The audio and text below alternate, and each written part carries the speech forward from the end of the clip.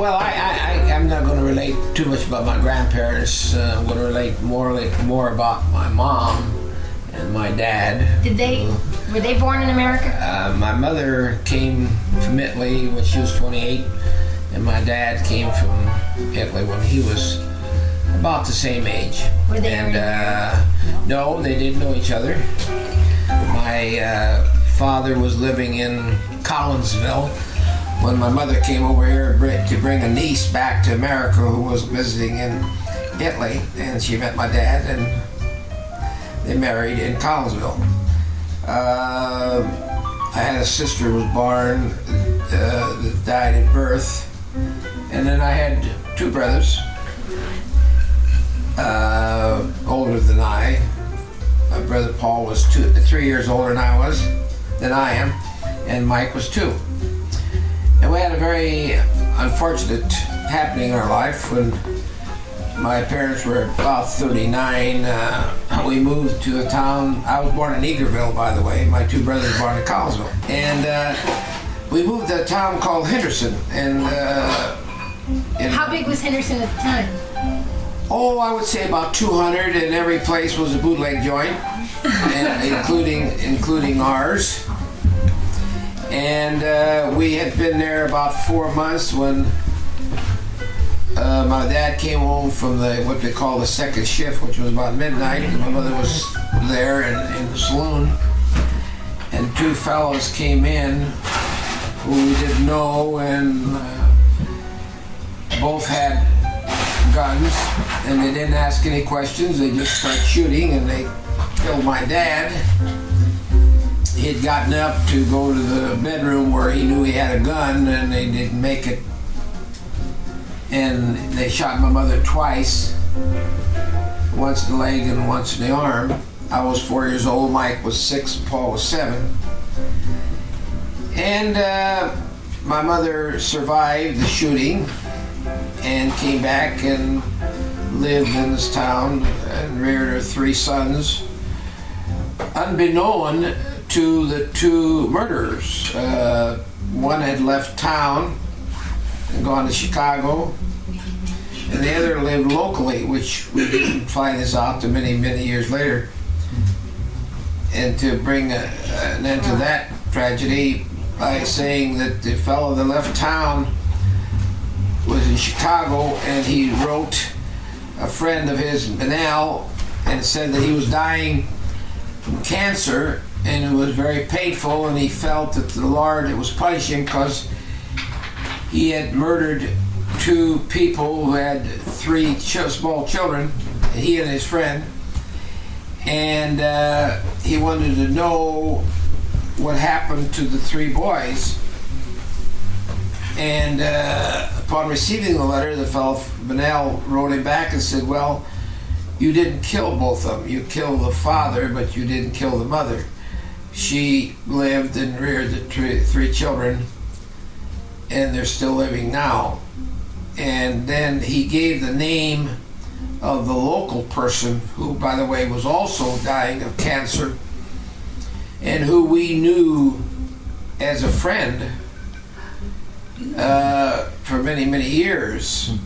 And but the 3 of us decided that we would do nothing about it because my mother was still alive, and we thought that bringing back memories of the tragedy would be too much for her. So the only people that knew the local fellow or the 3 of us, and a local doctor, and who's, by the way, who's still living, and I just sold his building today. Yeah, tell them about the cross. And yes, that was something that's almost unbelievable. When my mother was there in the back of the bar, when these 2 young men walked in, who, by the way, we never did know why they did this. My dad worked in the mine, and in those days they paid you in cash. So, and they paid you on what they call piecework. The more you worked, the harder you worked, the more you got paid. So he had about $200, and my mother had taken a few dollars in the bar, and they were sitting behind the bar counting the money when these 2 fellows walked in. They didn't take the money. They just kept shooting till they ran out of bullets. There was 12 shots, 6 in each one, and took off. And my dad, who always kept his gun behind the bar, but the night before he took it into the bedroom. And so when he saw these two fellows coming in with guns, it was just a natural reflex for him. Reflex action, just get up and head for the bedroom to get his gun. And they shot him 5 times in the stomach and chest. And he fell. We had a home that was 4 rooms behind a saloon. And he walked into the dining room to get to the bedroom, and he fell right at the door of the bedroom and dead. And the woodwork was varnished type of woodwork, and we didn't live in a very elaborate home. It was those days, as most people had very little. But imprinted in the woodwork of the door was a cross appeared, embedded in the woodwork. It was black. Well, whenever you saw it. It was this, and then it was round, and then the 3. Yeah. And you saw it when I, Yeah. in fact, when I started going with you, you came to the house where I showed it. And we never did know where that cross came from. But anyway, that's where my dad died, right at that door. And also, he had a belt on. My dad was a pretty hefty fella. And I guess it was his last breath, the belt snapped on the side, the leather, just like I've got a leather belt. Well, you can imagine what kind of strength it'd have to be that ripped this belt. Yeah, I saw the belt. And you saw the belt too, and it just tore. I guess, like I said, he was pretty muscular type of individual. And so then my mother came back and bootlegged there from that day on. And my mother was a little dried up thing. She was about 5 feet tall, fearless. She was a very religious person. In fact, they asked her, why did you send your boys to school? Because nobody went to college in those days. And she always said that she did it because the Lord told her to educate your children. And don't let them work in the mine. So the 3 of us went on to college, and none of us ever went into the mine. In fact, I've never been in the mine. But and another unusual thing, I never spoke a word of English to my mother. I always spoke Italian to my mother. She came from near a town we call it Turin, but we call it Torino in Italian, up near the Swiss border, where my dad came from around Rome, a town where I visited, and Mom visited with me, called Turita Tamburina. And my mother came from the town called Vestroio Canavese. Both of them were in the mountains. And my mother said that my dad's intentions were to come to this country, work in a mine, save money, send it back to Italy so his dad could buy property, which he did. In fact, when we went back to Italy, on the side of the mountain there, and my cousins, and when I first went there, I had an aunt and an uncle on my dad's side, and they showed us on the mountain that whole one side of the mountain belonged to the Reticules. And there's 40 acres there that is in vineyards, olive trees, and so forth. Everything else seems to be well populated, new homes going up. It's right on the Tiber River. Right on the Tiber River. But this 40 acres, people want to know why nobody ever built on it. Well, it belongs to my 2 brothers and I because it was my dad's property, and nobody's taken the legal steps to give it away. In fact, when my brother Paul and Mike and I were on our last vacation, we talked about giving that land away, and my brother, being a lawyer, was going to fill out what we call a deed, In Italy, in Italian, we call it a carta da procura. That means you procure a carta is paper. You procure this paper or a deed to somebody. Well, now he died, so probably we'll never transfer it. But my relatives have been paying taxes on it since 1923, since my dad died. So I imagine one of these days they'll go to court and the court will grant them because they had possession. But getting back, my mother had only gone to the 3rd grade, but she had many sayings that I recall now as I grow older that I tended to ignore when I was young. Such saying is everybody has a cross to bear, but some is much heavier than others. And then we had a little saying that my children got to laugh about until they have children. Now they recall this saying in Italian, which goes, "Dossa la piazza, tant peggio per la maggiuan." In translation means, on the city square, there are many handsome boys, but the most handsome is my son. And my wife, grandma, she got tired of that, me always saying that.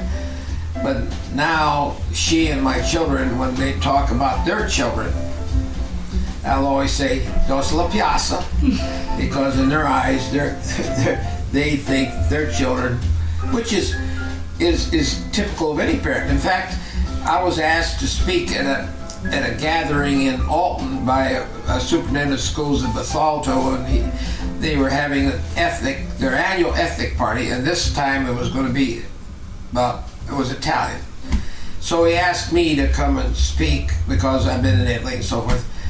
And I ended it up that way by saying, and by the way, there wasn't an Italian in the place besides myself. And I'm doing what I was doing there, what I'm doing now, just rambling. See, nothing much, very well organized. But anyway, I ended it up by saying, and I'm sure all of you will agree, I told them, that "Dossa la piazza, tant peggio per la maggiuan." And they were in total agreement, because they all had children. And all of you that have children know what I mean. But my mother, as I said, was a fearless person. She bootlegged. By that I mean she'd buy tons of grapes every year and make Italian wine, and then she would take the residue and make what we call rot gut. It was really practically pure alcohol, 180 proof, and we dilute it down to about 90 and put some brown sugar coloring, make it look like whiskey, and we sold it. In fact, Where did you keep it? I mean, I remember you telling me stories about it. We had what we call a crota. It was just a partial basement, dirt bottom, and we ran a still there for a whole week. And today, I can't stand whiskey because when this still ran all week, my mother had to be relieved, so she'd make us sit down there because it was a little kerosene stove with the still, and so we'd have to sit down in 2-hour shifts, and just the fumes of that thing would make you sick and drunk, really. Like I'm telling you about my children being drunk on this particular party. Well, we'd come up. So today I can't stand whiskey because I can recall those fumes coming off that still. And now we hit it because you understand it was during Prohibition. Because going back a little bit, I was born in 1919, April 1st. This is when they were talking about Prohibition. In fact, when my mother was pregnant with me, she told my dad, who was going to what they call the Gloop, which was a club, she said, "Don't get drunk tonight because I know I'm going to have a baby." Well, babies were delivered by midwives in those days, not by at the hospital. And my dad got drunk. And my mother went over to my aunt's to have me. And so that was quite common. But getting back to what I did with the booze, because prohibition meant that you couldn't sell booze or handle booze, so we had a chimney, and we made a, sort of a conveyor on this chimney with that we put gallons of this rot gut and pull it up this chimney. And so when the police would come out around, they'd search your building and so forth. But my mother, having been a widow, the local police would always inform her, because they didn't want her to get in trouble because she had 3 small children in her rear. And they say, now the state police are going to be here, so we have no control over them, so make sure you put your booze away. So they'd call her and say, they're coming into your town, and maybe they'd arrest 4 or 5 different saloon keepers, but they never did arrest my mother. They arrested my dad one time prior to his death, and didn't arrest him. They arrested my mother and I. Took us to Springfield, and I was about 3 years old then. And we were in jail in Springfield, and my dad came home from mine. He had to come to Springfield and get us out of jail but after my dad died, it never bothered my mother. And she bootlegged till my brother got out of college and got a job, and then she quit bootlegging. But our sole source of revenue our entire lives from birth to the death of my dad was by bootlegging. I mean, that's where we got our money. And then this was during Depression, and my mother had $2,800 in the local bank. I remember this vividly because I had a cousin that worked at this bank, and they told my mother, who's widow, says, and Maria, I don't know what's wrong with the bank, but there's a lot of bank examiners around here.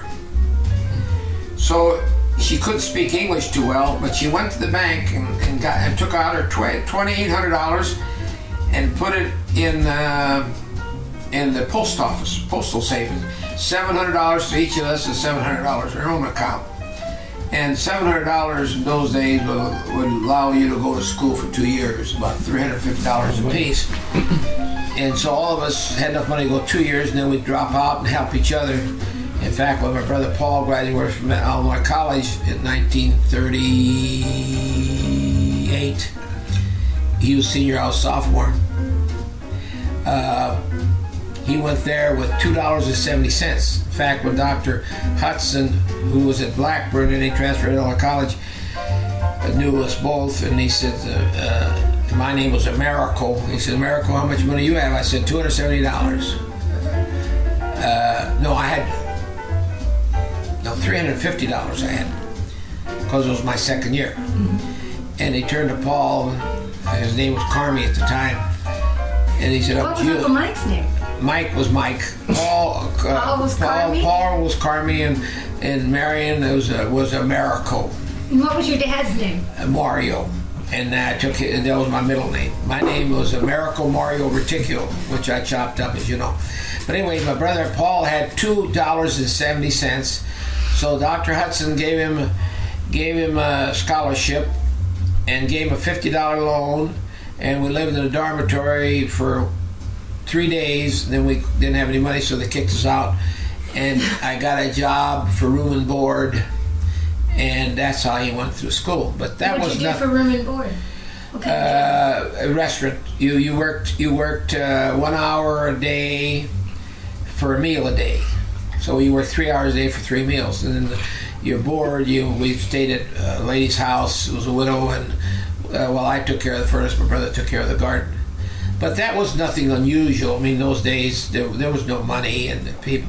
But we went on to school, which was quite. Well, we were the only ones. I think maybe one other person went on in our town went on to school. Well, tell them about Albert. When you used to get cold. Oh, then, like I said, we lived in this Henderson, and a train went right through. The Chicago Northwestern train went right through. Mm-hmm. And we never bought a chunk of coal. We always stole the coal off the railroad cars. Mm-hmm. And the way we did it, we'd go about maybe a mile down the track, and get on the train, and then we set chunks on the side, and when we got near our house, we'd kick them off, see? And then we'd use wheelbarrows and wheel them to our coal sheds. Well, this particular day, in fact, I just met the boy that I'm going to talk about. His name is Albert Roberts. About a month ago, I hadn't seen him in 25, 30 years. And I thought I was 11, he was 10, but he related to me just recently that he was 12 and I was 13. That he got me to go with him, and we went down the track, and he got on it first because it was his turn to pick what we call a chunk car. And I would get on down the track from him. Well, before I got on, I saw him roll out from underneath. And here I went back to see it, and he was laying in a ditch. His left leg was totally cut off at the knee, at the ankle, and the other was just hanging there. And naturally he ended up with 2 wooden legs. In fact, Grandma went to school with him. When I started going with Grandma, I asked her if she knew Albert Roberts because he was in her class. And I told him he had 2 wooden legs, and she wouldn't believe it. You know, he got so proficient the use of these 2 legs because he had stubs, fitted. And I met Albert came about 3 months ago. He lives in Wisconsin, and he's getting along real well. And that was another tragedy in the family, but his family. But again, we stole this coal. In fact, when I married Grandma, her dad was the superintendent of mines where all this coal came from. And I told him that I stole all this coal. And he said, well, we knew that you people were, I don't think anybody in our town bought a chunk of coal. It was all stolen. And here I am today. Tell me about how you met Grandma. Didn't you come back and say something about? I tell you how I met Grandma. I was going see, I happen to be a college vagabond. I started at Blackburn one year, and then went to Illinois College. I came to the University of Illinois, and then I went to Wright Junior College, and then I went to Oklahoma A&M, and then I went to Notre Dame, and I went to Harvard. But when I was in Illinois, I went to Normal, and then went to SIU Edwardsville. But I went to Normal, and I met a girl called whose name was Mary Lauer, and I was teaching in a country school, by the way. That was another story I'll tell you about the teaching. And I was going to Mary. She lived in Morton, Illinois, near Peoria. And we broke up, and so I came to town, and I said, well, I'm going to date one of 3 girls. And one of them was Minerva Powell, and the other 2 one was Maxine Wesley, and the other was I can't even remember her name. Grandma would remember. But I met Minerva Powell, and she was a junior in high school, barely passing, and so I started going. I was teaching in the country school, and so her junior and senior year, I insisted on her studying at night. In fact, last year, our dating, I went out with her every night. And I was 4 miles away. I'd walk to town, and her mother would either give me a ride or send me home in a cab. And by the way, Grandma made good grades. In fact, I think she made the honor roll one year. About her English teacher. Oh yes, she related this to her 50th class reunion just recently. Well, 2 weeks ago, she related a story because they were relating stories of their high school experience, and this is a story Grandma related. Was that she turned in a theme, and I was going with her, and so I wrote a theme about Lincoln, slavery, and so forth and so on. And her English teacher, who was a personal friend of mine, and she's still alive, by the way, her name was Miss Hohen. Now it's Miss McKee. Now it's Mrs. Hohen. And she said on the theme, she says, "This is not your work, but I'll give you a D for copying it." And she got a D. I told that at my 50th class reunion Saturday night. By the way, talking about, I told you we had enough money to go to year 2 years college. Well, we kept this little country school in our family. My brother, he dropped out at the end of 2 years and came and taught 2 years in this country school, all grades in one room.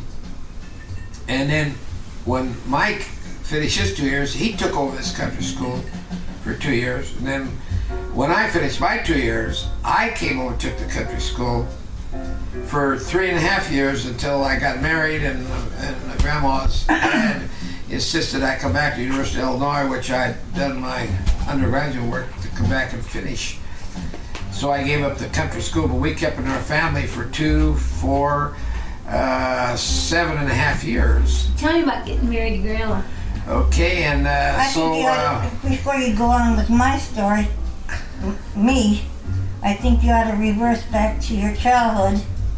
Tell them about the summers well, and, like, and the things that you guys did in the summertime. I well, think that's quite we lived about 4 miles out of Gillespie, but we would be weeks and months, we'd never even go into Gillespie. So in the summer when we got out of school, which I said, as most people were then, were very poor. In fact, we always say that we were too poor to even reach the poverty stage today. But our attire for the summer would be a new pair of tennis shoes, overalls, and a bald haircut. That's all we had, and no underclothes. We swam every day in the pond, and we go swimming. We call it skinny dipping. I never had a bathing suit in my life. And so that's the way we spend the whole summer. But everybody in our town did that. In fact, I'm not proud of this, but I'll tell you, I have never bought my wife a gift in my life. And we'll be married 50 years this coming June. I've never bought her a gift, and I told my son that I didn't expect him to do as I did, but I've never bought her a gift. And maybe that comes back from my life because, in fact, I asked my brother Mike if he ever recalled us ever receiving a gift in our childhood. And his answer was no. I don't ever remember anybody ever giving me a gift. And maybe I became conscious of that. Same thing about Christmas tree. I've never had a Christmas tree in my life until I got married. So, although I want to say that my mother did a good job in rearing this, and we were never hungry. In other words, we were poor, but there were many such people. I mean, I'm not saying we were unusual, and we were never hungry, but we never did have any material things. And I guess psychologically that turned me against gifts, and I apologize to my wife, but I'm too old to change. Yeah. In other words, I never bring something home and say, this is for your birthday, this is for our anniversary, this is for Valentine's Day. I've never done that.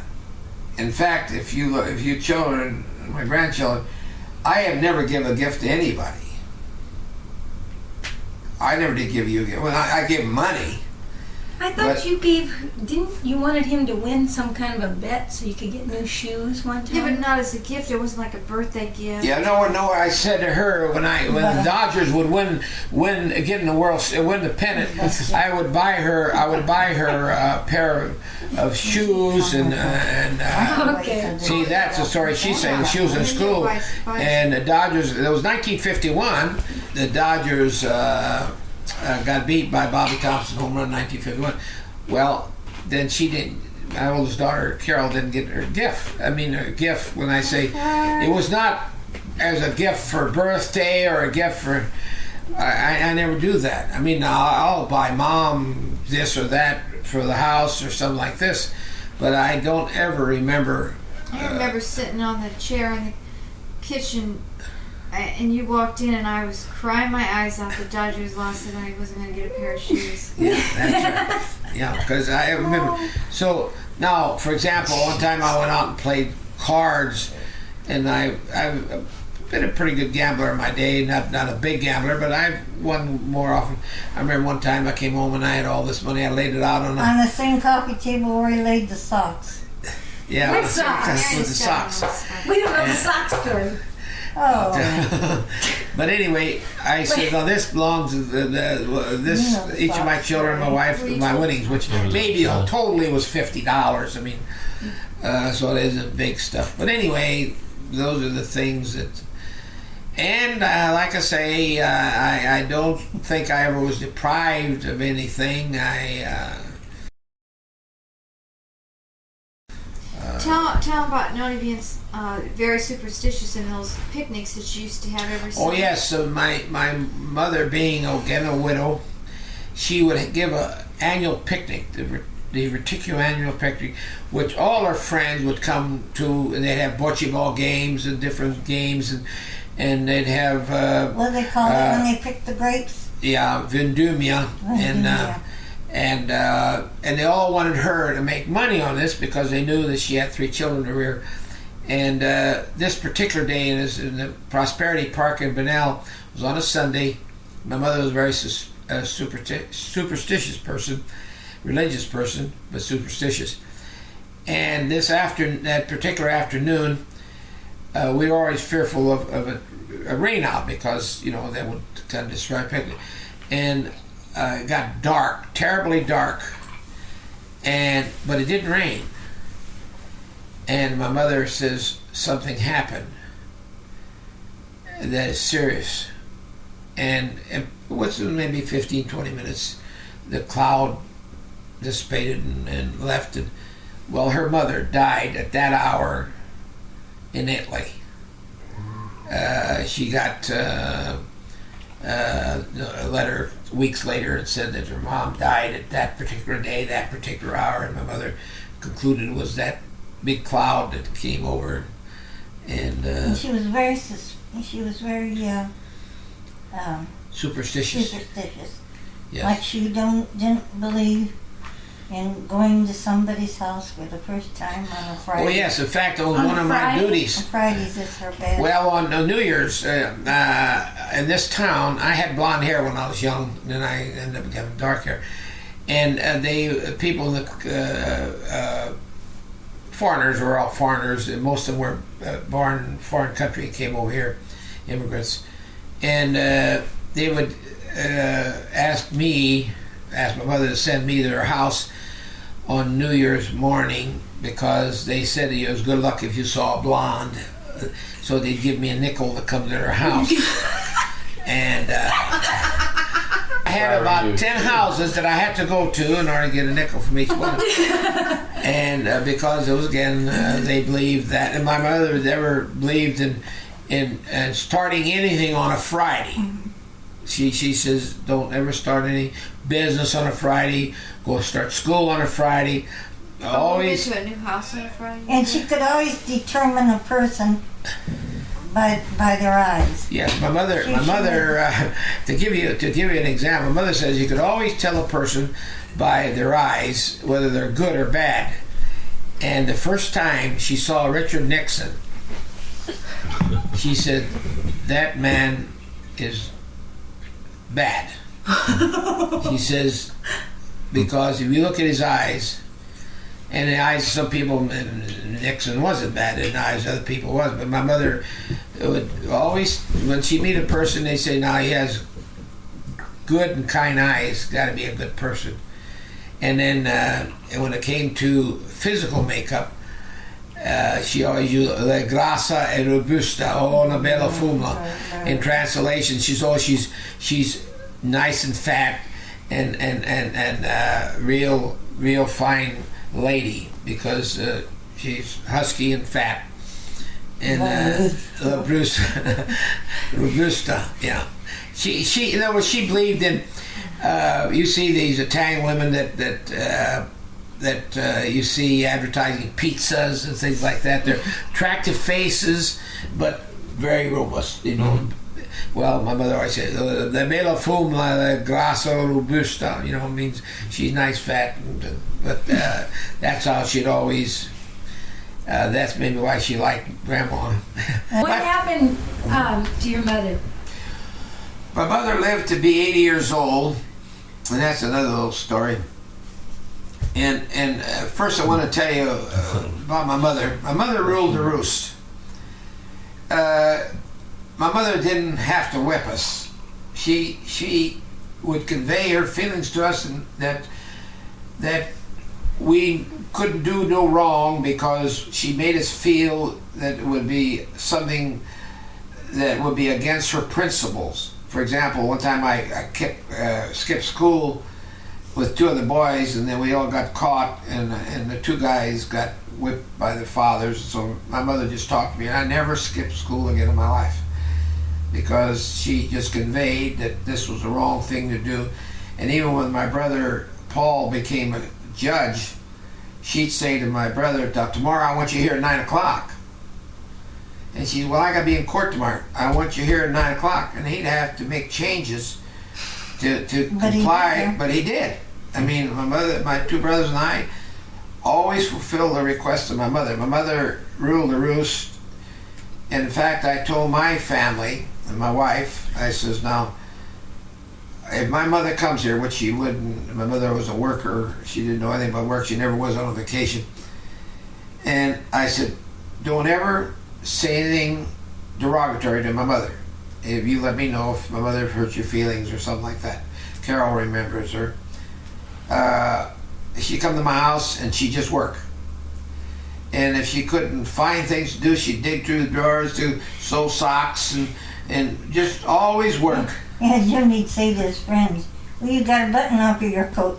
You bring it over to my house, my noni will sew it on fire. And my mother just worked constantly. I don't ever remember my mother want to go on a vacation. Never. And my mother lived to be 80. And she had arthritis awful bad, and we didn't know this. That cortisone was something that was discovered when we took her to St. John's in St. Louis on a Sunday. And you were with us, Minerva. That you couldn't touch any part of her body. She was in pain. And we took her to St. Louis, and then on Monday night, Paul went to see her, and on Tuesday night, she met me at the elevator. She said she had got up out of bed, and in 3 days, up out of bed, no pain, nothing, but we didn't know that they had given her cortisone. Well, I didn't know what cortisone was in those days. Tell them about her cortisone pills in her. Oh yes, and then she had to take these pills. And my mother was a very frugal person, and naturally anything that cost 30 cents a pill you would never take that. So we had set up with the druggists in Bunnell. They were contratos right that they charge you a nickel a pill, and then we'd come in and pay the 25 cents. Well, her lady friends, who were also immigrants, they got to comparing pills, and they had the same kind of pill. And this one lady said, well, I'm paying 35 cents.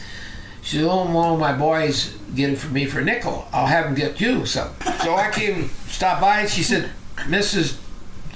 Jelmy takes the same, she said, look at that, same pill. She said, she pays 35, you pay a nickel. And I said, Mom, they look like the same pill. Well, they were the same pill, but I had to relate to her. I wasn't going to buy Mrs. Jelmy's pills for a nickel, paid 30 cents. So all her life that she took these pills, she didn't know that they cost 35 cents a pill. She always thought they were a nickel. Well, we didn't know is that the side effects of cortisone was hardening of the arteries, and so she lost her mind the last few months of her life, and she was in the hospital. And then I didn't want her to go to nursing home. We had women take care of her, but finally we had to put her in nursing home. And when she was in the hospital, on this particular Thursday, I went to see her, and I prayed all the way home that my mother would die, because she didn't know us. She was just, she was just left field. And on a Friday morning, I was at school. Mike called me, says, come to the nursing home. No, the hospital. Then they took her to the nursing home. And and she died. I walked out of the room. My two brothers had left, and they were going to come back. One of them was going to go to the football game, I think, Mike. And then when I could see that she was dying, I walked out of the room, and Grandma stayed in the room with her till she died. She was 80 years old, but then that got to bothering me, and I went to see the priest about that. That it was on my conscience that I prayed my mother would die, and I felt maybe I shouldn't have, but the Lord was good to her and took her. But my mother was a very, very religious person. Never, she'd go to church every Sunday. If she'd have to walk 4 miles to go to church, she'd go to church. And she didn't go to church to see who was there. She was a little dried up thing. I guess when she died, she weighed 100 pounds, but very hard-working person. I didn't know my dad. See, when my dad was killed, I was 4, and I don't ever remember my dad. But I had a father-in-law that took his place. I mean, he was a tremendous individual. But my mother, she lived for her children, and I try to convey that to my children. My mother was a very strong family person. She always believed that brothers and sisters should help each other and work close with each other if one needed something. And never worry about your spouses. That was her contention was, you 3 boys get along. Now, if your wives don't get along, that's their business. And that's how we lived.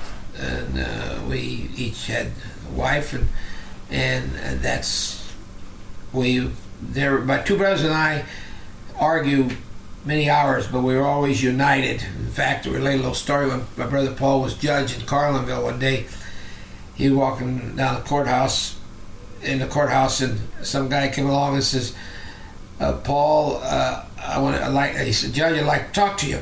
He said, about what? He said, I want to talk to you about your brother Amy. And Paul said, well, before you tell me about him, regardless of what he did, I'm on his side. Now, go ahead. The guy said, well, I didn't know he was talking to you about it. I said, well, that's okay. In other words, regardless of what I did, he was in my corner. And that's the way we were. In fact, it was pretty well known that if you're going to sell the Reticulous anything, you better have them all 3 together, because one wouldn't buy anything of any value without the other two's approval. And we always had a 2-to-1 vote. In fact, one time I was at school and phone rang, and with my 2 brothers, they were both in the courthouse. One was regional superintendent, the other was judge, and they had a difference of opinion, so they said, well, we'll leave it up to Amy. So they each related their story, and then I took what I thought was right and said, I agree with Mike, or I agree with Paul. I don't remember who was right, but that's the way we did things. We were very close, and we, to the death of my brother, we'd meet about every day, and we'd have a difference of opinion, but it was always a case of we were always united and come out that way. And if my brother had anything, if I ever saw my brother's car someplace that I needed a car, I'd just take it. and without asking him. Huh? You did that? Oh, sure, many times. And I always tell my family, if my brother comes over and he wants something, he takes it. Same thing in his family. I do the same thing. And that's we don't abuse or take advantage of You that. always telling your kids if we're out of town and you need something, go to That's my right. brother's. I live by that. My house is open, and my children who might have had some marital problems and maybe their spouses didn't agree, and I always live by the formula that my children are always welcome in my house. I might not agree with them, but they're welcome in my house, and I'll never ever say that my child or grandchildren isn't welcome. I might try to talk about what they're doing or something like that, but I live by that formula. I believe that family is everything. I live by that, and my kids know that. My kids know that whatever they do, or whatever wrong they did, they come home and relate to me. I never bawl them out. I might try to talk them out of what they're doing in a quiet manner, but my children knew that. and still know that. And they know that my doors are open and that I'm always, in fact, when my kids would get in trouble, and 3 or 4, I remember one particular time when Jimmy he and 3 boys were caught with beer in a truck at Eagerville, and they all came to my house, and they related the story to me, and I reprimanded them and said, well, you shouldn't be having it.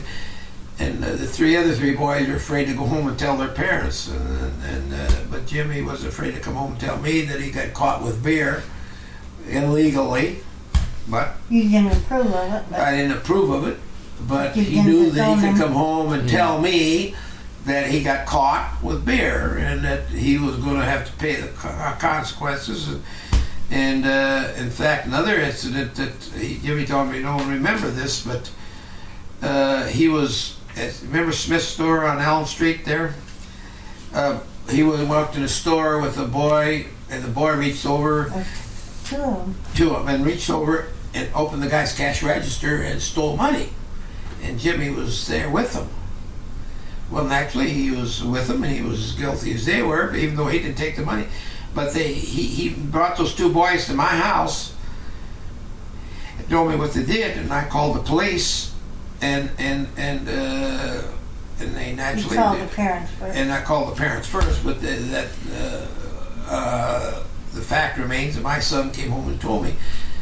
And my children were as bad as everybody else's, but I always felt that they should feel free to come home and tell me. And that type of relationship has always been my family. And although many times I don't agree with my children, what they do and what they've said and so forth, but I'll listen to them and try to convey my viewpoint. And my oldest daughter's sitting here, is that right? That's right. But no, it's just like anything else that you have to live by a philosophy of life, and I always live by a philosophy of life that my family was my life. I humorously say that my family comes first, the Dodgers, and then my wife. But really, I think maybe the Dodgers come third. Well,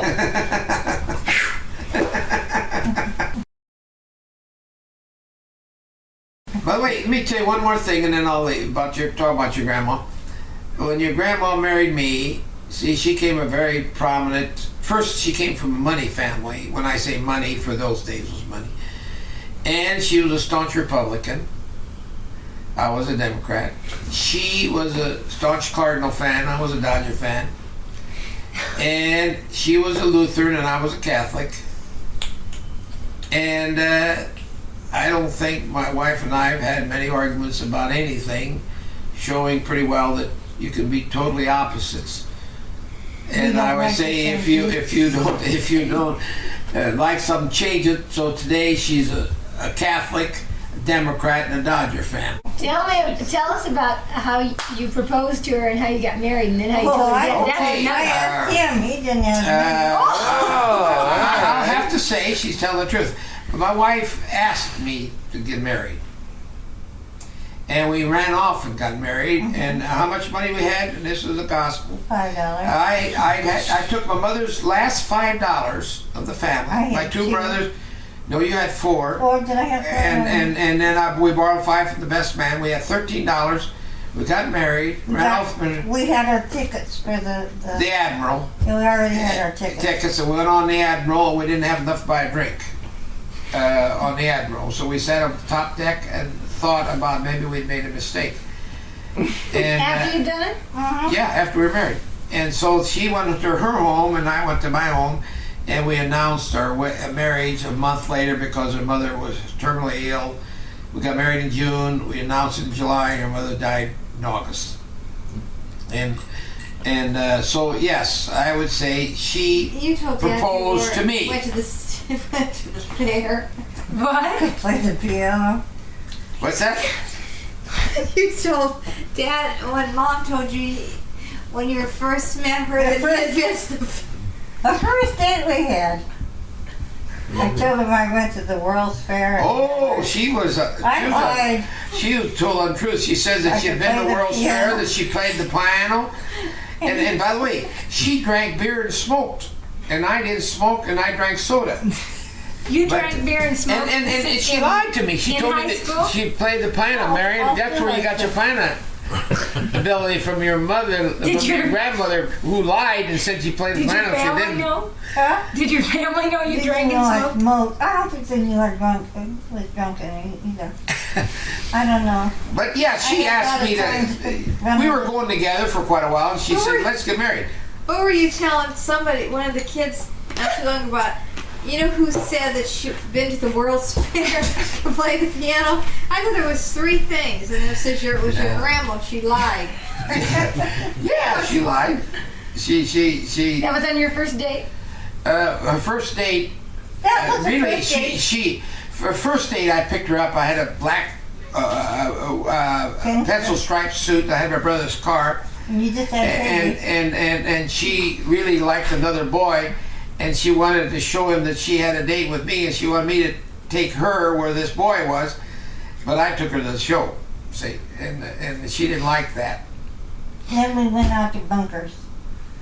Yeah. What was That's what- Bunkers? Bunkers was Bunker Coles was a tavern there, Like a that, tavern at dance hall. and we went there, and we had about Where was Bunkers 50 located? cents. You know where the KC Hall is now? Yeah. That's where the Bunker Coles Tavern was. And we had about 50 cents. Because in those days, I told you this, I'd take her out at 50 cents. We'd get see 2 shows, she and I, 2 hamburgers and 2 Cokes for 50 cents. Dime night, 20 cents. 20 cents to go to show. Hamburgers were a dime. So that's another 20 cents. 2 for nickels. And then and then we have then the Coke was a nickel, that's 50 cents. Then when I'd pick you up at home and I have a dime, we go down and give us nickel, 2 scoops of ice cream for a nickel, so that she'd have 2 scoops and I have what's a dime. See, now you got to remember, this is 1939, right after the Depression, and Well, and by the way, 1942 here in Champaign, yes. we'd walk a mile to Right, get yeah. 2 for nickel ice cream. But the thing is that she never knew what not having money was, because her dad was superintendent of the mines, and one day she wanted to go to a show, and I said, "We can't." She said, "Why not?" I said, "I don't have any money." "What do you mean you don't have any money?" She didn't know that people didn't have money. I mean, she'd never heard of that. Heck, in my family, we might go a week or 2 and never have a dime. Not a dime. We might have some flour, and my mother make bread or something like that, but now, see, she came from a family that her father had money and not wealthy, but she never knew that people didn't have money. And but yes, I think your grandma proposed to me, and I agreed and went off and got married. But That's why I never got a gift. we ran off and got married. And let me tell you a little story about that. The couple that got married with us, I mean, the same time we did, were Herman and Betty Hagedorn. And we went to Warrenton, Missouri, and got married. And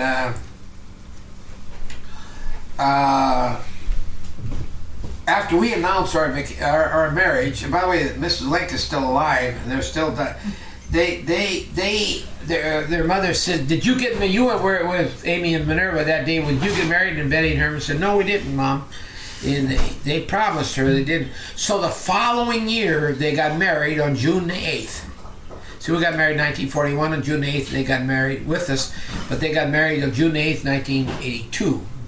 42. And we were on the Elk Strip, and Betty and Herman worked for Eastman Kodak in Rochester, New York. Nothing. So Dennis McGrady said to me, he said, "You know who's living here?" And I said, "No." He said, "Well, the Hagedorns." So I got on the phone, and I called, and I told, because Betty hadn't seen me in years, and I says, this is your life. And I says, we understand that your husband worked for Eastman Kodak, and he was the executive at Eastman Kodak. We'd like to do your life because of your husband's prominence and so forth. And she said, "Oh, you're kidding." I said, No, I'm not." So anyway, I said to her, reviewing her history, I said, "I understand you came from a town called Gillespie. She said, "Gillespie." I said, oh, okay, Gillespie. And I went through this, and I said, now we say that you got married June 8th, 1941. She said, no, we got married June 8th, 1942. I said, well, our records show that you got married 1941, and you got married in Warrenton, Missouri. She says, Amy! She said, where are you? I said, here in Rochester, New York. And so we were invited to her house. But even to this day, in fact, who died that she came to? Her father, I guess. No, Herman's. Oh, Herman's father died, and they came to Gillespie. They didn't come see us because I think they're still afraid. I've never seen her since we got married. Buried. And I think she's afraid that we would reveal that she lied to her mother, who's still alive. Oh, I guess Mrs. Link must be 90 years old. And, okay, that's rambling. No, So anyway. great. I want to hear more about Grandma and how you grew up. You went to school all through high school? Yeah. Tell me about when you were little. Obviously, you didn't get a pair of tennis shoes and a pair of overalls and Oh yeah, I wore swim nude. I wore bib overalls, and I went swimming every Glass day. water. Where did you swim around here? We went out to number 1 in our Tinkerville Lake. Uh-huh. pond. We'd all meet at the up in the heights, the whole bunch. And then we'd walk out to number 1 pond. We'd swim from Did you have a swimsuit? yeah. We'd swim from I didn't know. 10 o'clock till 3:30 till the miners got off of the work. When the mine whistle blew, we all got out of the pond, and then we mooched our rides home with the miners. And they used to have running boards, in their cars. And us kids, they used to stop, and us kids get on the running boards and ride home. Did your parents know you were out there? Oh yeah, but that's what I can't understand. They didn't worry about us not being home for dinner, what you have to eat, or we wouldn't take any lunches, we wouldn't have any food with us or nothing. We just swim all day. We didn't take any food or sandwiches or. Now, did you live in the home that was on the corner On the of corner. McCoupin? Uh-huh. What, McCoupin and Easton? Yeah. We keep them in. Since you were born, you lived there? I'm born and raised there. And your dad was Scotch and Welsh, and your mother was German, right? What were your parents' names? My mother's name was Matilda Meyer, I didn't know that. and my dad's name was James Powell. He didn't have a middle name. Where were they from? My dad was from Braceville, Where's that? Oh, up by Bloomington, Bloomington. Oh, wait, Bloomington. by Joliet. They were both born in this country, though. Her parents were both born in this country. My mother was born and raised in Mount Olive, Oh. and Did she? Now, was Aunt Lori her sister? her sister. Did And she have any other? yeah, she had 5 sisters. They were 5 girls 5 girls. altogether, and 4 boys. And 9 kids? and my grandfather run a saloon in Mount Olive. And this year the Mount Olive celebrated their 125th centennial. And I've been trying so hard to get a hold of the newspaper. They say there's a picture in my grandfather's saloon in it. Hmm. And I've been trying, Carol's been trying to get me one. I don't know. You could go to the newspaper office. I went there, but it's Yeah, all we don't- closed up. Dad Fisher runs that, doesn't he? Mm-mm. He used to. Mount Olive Herald? Yeah. All 3 of them.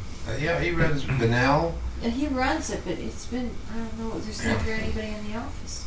They probably only Yeah, that have vanilla certain law. hours. Yeah, certain hours. Katie Yeah. told me that she'll try to get me a paper. Oh, that'd be good. I said if I could get the picture of my grandfather's saloon, I'd have one made. Because your mom, on her way up on her steps in She the hasn't house, seen that. she hasn't seen Well, it. What's that? Her pictures. going up the steps in the, Oh, in our new house. I got up and But see, there again, we were nationalities. I mean, she's German, Welsh and Scotch, and I'm 100% Italian. But we never did have any arguments about the fact that even today, food, she's direct opposite. She enjoys food that I don't enjoy. And for recreation, she's the same thing. We're direct opposites. She You like loves to go to bingo. show? I like to play bingo.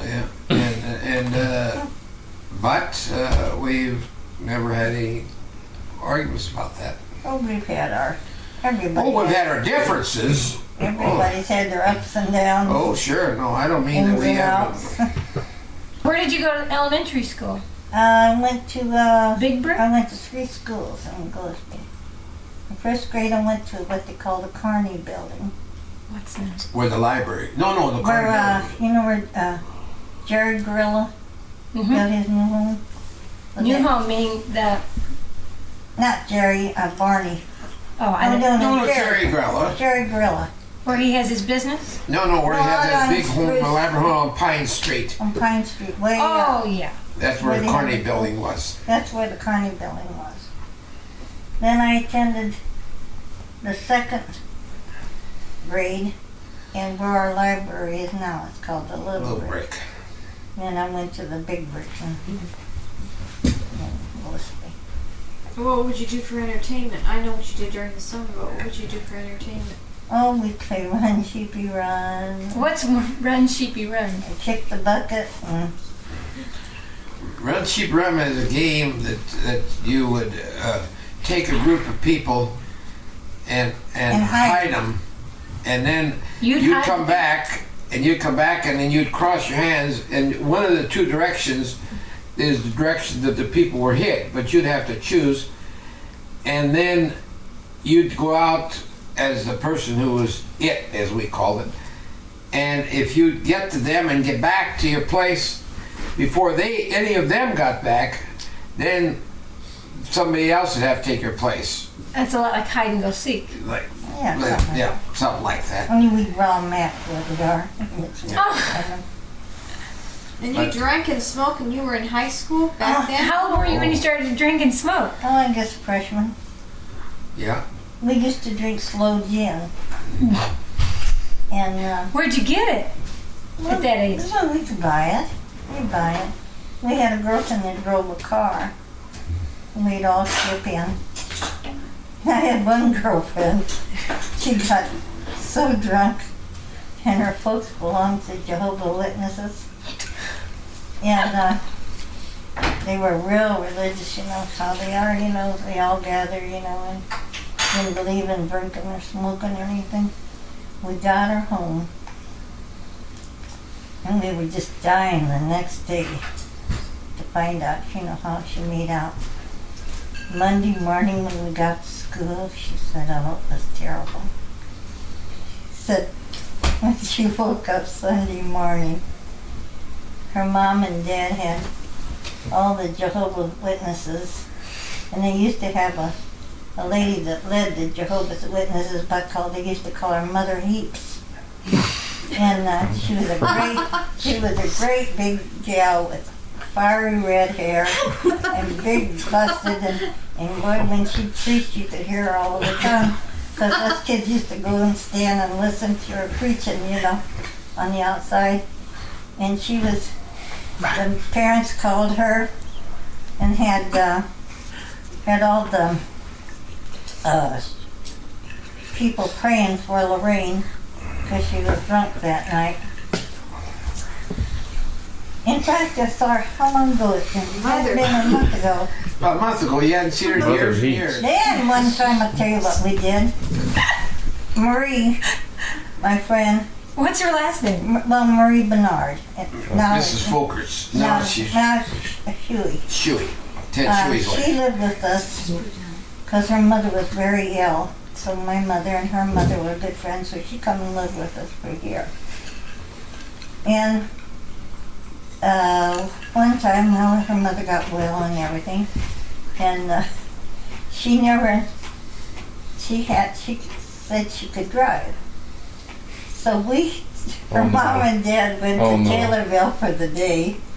Here we So go. 4 of us girls got together we talked Marie into taking the car out. Well, she didn't know how to back it up. So what did we do? We pushed it out of the garage. These was Model 2, Model A Fords. It wasn't a Model new A. car. Wasn't a new car. We pushed it out of the garage, and then we pushed it again and straightened it out. And she got it started, and we talked her into taking us to Staunton. Staunton? And never drove. Now, can you imagine, more than around the block? And down the highway we go. And as you go up Staunton, if you can remember, when you go up around the hills, well, she went so close to the curb, she almost took the tires off, because she pulled them down. Oh, no. We goes up. We were going to go swimming. Well, then they decided not to swim. Well, we gets up into a field. Well, she couldn't back up. She didn't know how. So she had to go all the way. We went through the farmer's field, through corn and everything, but she couldn't back up. So then we finally got home, and she parked in front, and we pushed it in the garage. Did you clean it up first? And, well, we didn't do anything. We didn't drink or anything. We just rode, So the next morning when her dad got up to go to the mine to work, the battery was dead. She left the key on. And of course, they didn't know that she had the car. And him and Mr. and Mrs. Bernard got into a big fight. And Mrs. Bernard says, well, Amy, you're so forgetful. Now look what it's going to cost to get a new battery in the car. And Marie said, oh, years passed before she told her mom and dad what she did. If kids do that today, it scares me to death. Is she the one that got drunk on Slow Chin? And She helped me take the other one home. Did you ever get drunk? Oh, sure. Oh, I sure did. What happened to the Jehovah's Witness when Mother Heaps came in? Well, they... The thieves. Huh? Tell her Was he about, from Jehovah's? tell her about Yeah. your mom's big friends that used to come over. Oh, then...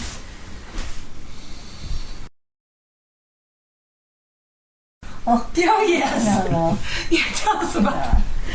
Why are you laughing? Everybody play cards. They play cards all night long and all day. Nickel on a quarter, pinochle. My mother could be down in the basement washing and call and say, hey, tell how about a card game? Say, okay. Turn everything off, go play cards. Grandma, tell me about the ladies that used to come to your house. We got the good stuff. What was the name of the club that you belonged to? Yeah.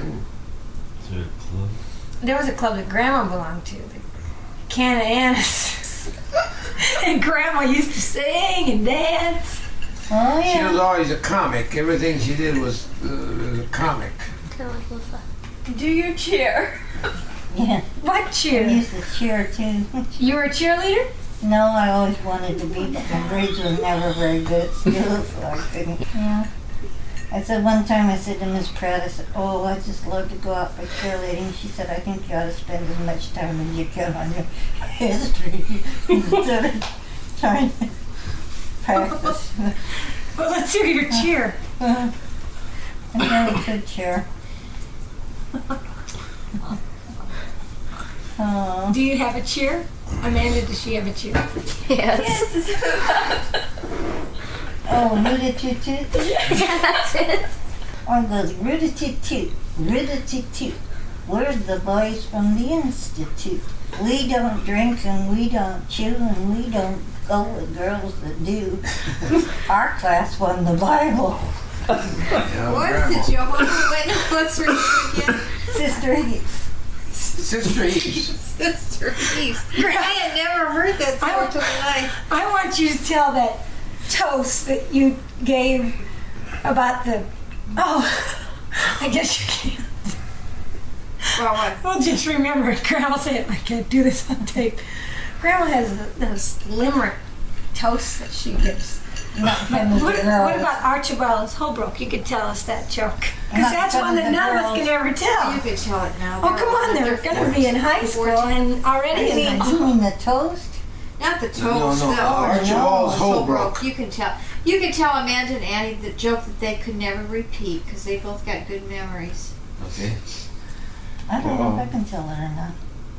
Well, it was the first day of school in the 2nd grade. Here we go. And the teacher says, can anybody remember how to make their name in syllables? And a little boy in the front row raised his hand. He said, Teacher, I think I can do it. He said, my name is Abner Baker. She said, well, proceed, Ab. She said, A-B, Ab, N-E-R, Ner, B-A-K, E-R-R, Abner Baker. She said, well, Abner, that's good, but this is the way I want it. A-B, Ab, to get your Ab, N-E-R, Ner, to get your Ner, to get your Abner. B-A-K, Bake, to get your Bake, to get your Ner, Bake, to get your Abner, Bake. E-R-R, to get your R, to get your Baker, to get your Ner Baker, to get your Abner Baker. Now, can anybody do it?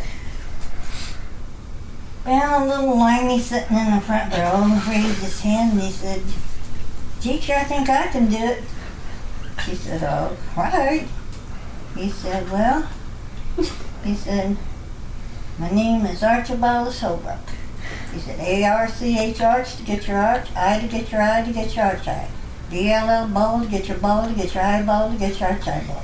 H-O-L-E, hold, to get your hold, to get your ball, hold, to get your arch eyeball. H